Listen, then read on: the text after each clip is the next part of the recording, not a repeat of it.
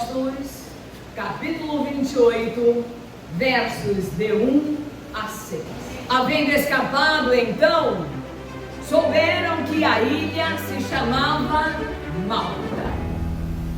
E os bárbaros usaram conosco de não pouca humanidade, porque, acendendo uma grande fogueira, nos recolheram a todos por causa da chuva que caía e por causa do frio. E havendo Paulo ajuntado uma quantidade, e pondo-lhe no fogo uma víbora, fugindo do calor, lhe acometera a mão. E os bárbaros, vendo-lhe a víbora pendurada na mão, diziam uns aos outros: certamente este homem é homicida. Visto que este homem é homicida, visto como escapando do mar, a justiça não deixa viver, mas sacudindo ele a víbora no fogo. Mas sacudindo ele quem? No fogo, não padeceu nenhum mal. Eles esperavam que viesse a inchar ou a cair morto de repente, mas tendo esperado já muito e vendo que nenhum incômodo lhe sobrevinha, mudando de parecer, diziam que era um Deus. Diga comigo: não vai inchar, não vai inchar, não vai cair, não vai morrer. Vira para esse irmão que está no teu lado e diga: vão mudar de opinião a teu respeito. Meu irmão, fica ligado, fica atenção, vão mudar de opinião para mais história a teu respeito. O capítulo 28 de Atos dos Apóstolos é um capítulo que faz conexão ao capítulo 27. Atos dos Apóstolos vai terminar sem o amém. Por quê? Porque cabe à igreja, nós outros, continuar a obra do Senhor aqui na terra. O capítulo 1 e o verso 8 fica em Jerusalém. Para que do alto recebais poder, para serdes as minhas testemunhas. Glória a Deus. E pegar a minha palavra na Judeia, em Samaria e nos confins da terra.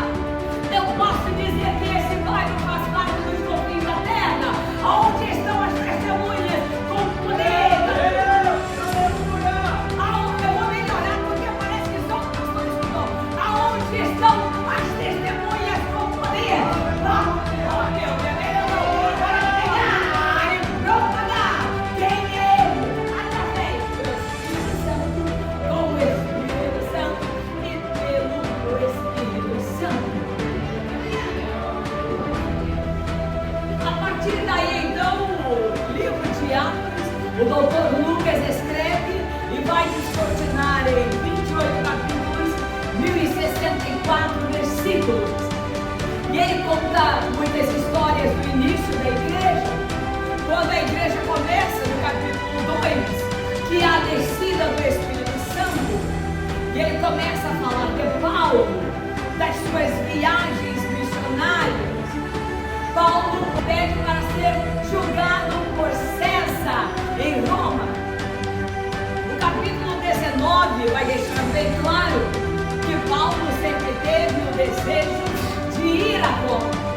Paulo nunca tinha ido a Roma, mas ele sabia do que estava a acontecer à igreja em Roma. A igreja estava a sofrer uma pressão externa da sociedade romana. Roma estava uma cidade promíscua. Os crentes não cederem às orgias de Roma, do Império de Roma. Eles sofreram várias punições. Uma delas, por exemplo, os homens crentes que estavam em casa, eles eram retirados e os soldados romanos tomavam a casa das mulheres cristãs. Elas eram amarradas aos postes das ruas, porque os cidadãos do Império Romano, ao passarem pela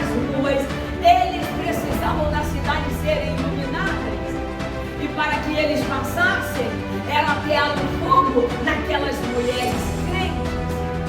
E Paulo estava preocupado, só que ele não sabia por qual caminho Deus o levaria a Roma, mas ele também tinha a promessa que chegaria a Roma. Meu irmão, minha irmã, jovem, a chamada de Deus, até ela ser concretizada na vida de todo e qualquer jovem, tem um processo.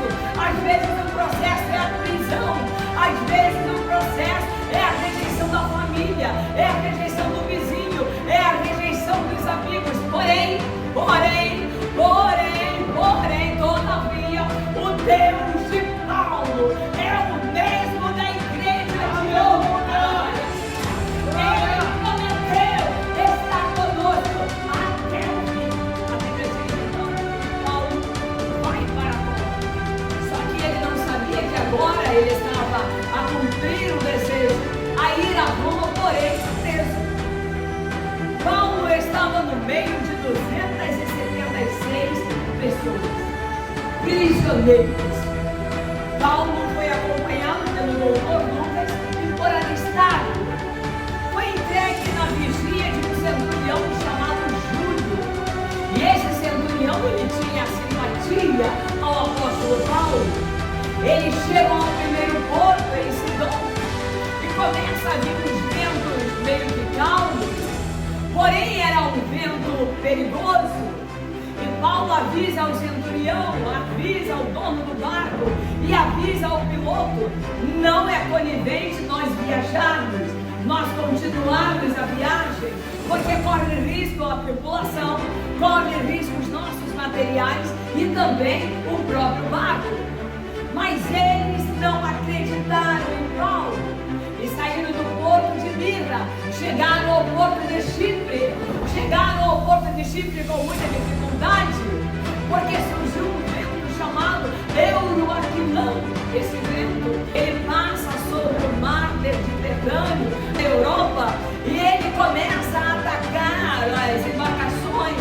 Ele vem como que um tufão, ele vem para destruir quem de nós, no meio da caminhada, nesta embarcação que nós estamos a passar, não enfrentamos também os tufões da vida, as tempestades da vida, e até pensamos, não vamos conseguir realizar aquilo que Deus prometeu para a nossa vida. Ei, eu quero te dizer uma palavra profética: o Deus que poupou a vida dos 276 tripulantes nesta noite está aqui.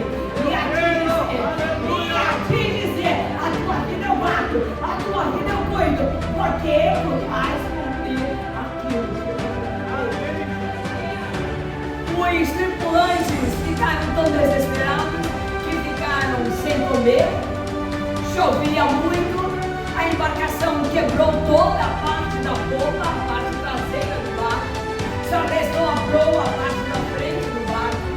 E Paulo então diz para a tripulação: vocês precisam ter ânimo. Paulo vira-se para aquela tripulação e diz: essa noite o anjo do Senhor me visitou e me disse: não vai morrer ninguém desta tripulação. Ei, como é bom ter profeta no nosso meio, meu irmão. Como é bom ter uma boca santa. Como é bom ter uma boca que profetiza vitória. Como é bom ter uma boca que profetiza palavras vindas da parte de Deus. Ei, se a tua boca não está a profetizar o que vem da Bíblia Sagrada, o que vem da parte de Deus, esta noite é noite de Deus te dar uma palavra de ânimo. Nesses 14 dias que eles estão à deriva, não apareceu o sol, não apareciam as estrelas. Naquela época não existia bússola, que é um instrumento que se usa em alto mar para guiar uma embarcação, para trazer a tripulação ou levar a tripulação seguro ao seu destino. Naquela época eram os luminares que guiavam os barcos. De dia não tinha sol, à noite não tinha estrela.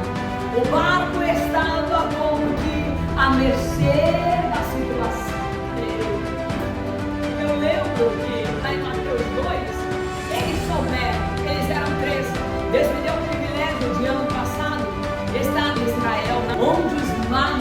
estiveram para visitar Jesus. E eu fiquei muito emocionada. A Bíblia diz no capítulo 2 de Mateus que eles sabem que o rei dos reis, ele tinha nascido. E ele estava em uma cidade, uma pequena cidade de Nazaré, e eles procuram visitar a Jesus. Eles chegam à Judéia.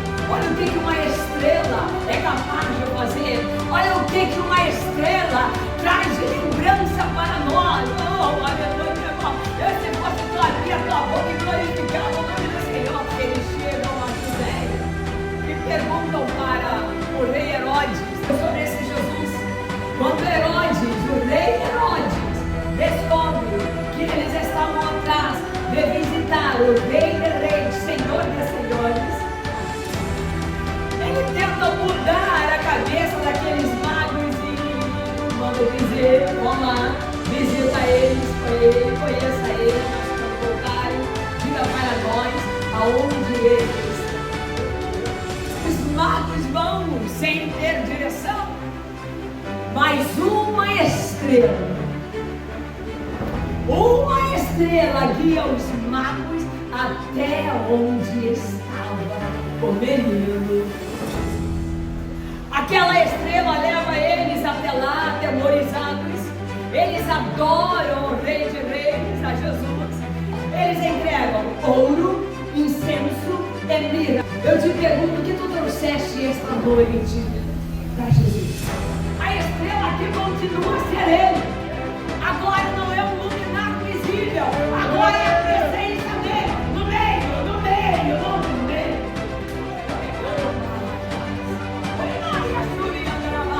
A estrela que guiava agora esses tripulantes, infelizmente não aparecia mais. Passaram 14 dias trancafiados naquele barco. Eles tinham os chamados bates, que era preso ao barco, e eles começaram a soldar os bates dos prisioneiros para que eles não morressem com os botes, no nosso linguajar. Para que eles não morressem, eles pulassem e fugissem. A intenção era de matá-los. Por 14 dias eles presos. Paulo levanta e diz: se animem, tratem de comer. Paulo ora o pão, reparte para eles e profetiza mais uma palavra para eles.